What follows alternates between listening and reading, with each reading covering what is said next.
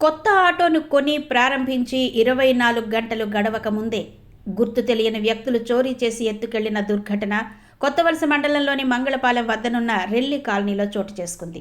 వివరాల్లోకి వెళితే రెల్లి కాలనీకి చెందిన బంగారి అప్పలరాజు అనే ఒక నిరుపేద కొన్నాళ్లుగా అద్దె ఆటో నడుపుకుంటూ అరకొర సంపాదనతో అవస్థలు పడేవాడు. సొంతంగా ఆటో కొనుగోలు చేస్తే తన కుటుంబానికి ఆధారమవుతుందని భావించాడు.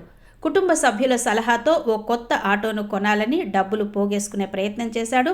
డ్వాక్రాలో తీసుకున్న అప్పు కూడా ఇందుకు సహాయపడడంతో 3.18 లక్షలను కూడబెట్టి పెందుర్తిలోని వరుణ్ మోటార్స్లో డబ్బు పూర్తిగా చెల్లించి కొత్త ఆటోను టీఆర్ నెంబర్తో కొనుగోలు చేసి సంతోషంగా ఇంటికి తీసుకొచ్చాడు.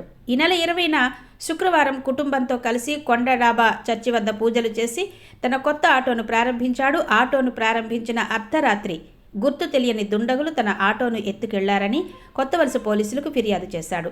గాలింపు చర్యల్లో భాగంగా పెందుర్తి సమీపంలోని సరిపల్లి హైవే వద్ద ఉన్న సీసీ కెమెరాలో తన ఆటోను సుమారు 3 గంటల సమయంలో రికార్డైన దృశ్యాలున్నాయి. కుటుంబాన్ని పోషించుకోవడానికి కష్టపడి కూడబెట్టిన సొమ్ముతో పాటు అప్పు చేసి మరీ కొత్త ఆటోను కొంటే చోరీకి పాల్పడి తన ఆశల్ని కూల్చేశారంటూ అప్పలరాజు కుటుంబ సభ్యులు లబోదిబోమంటూ విలపిస్తున్నారు.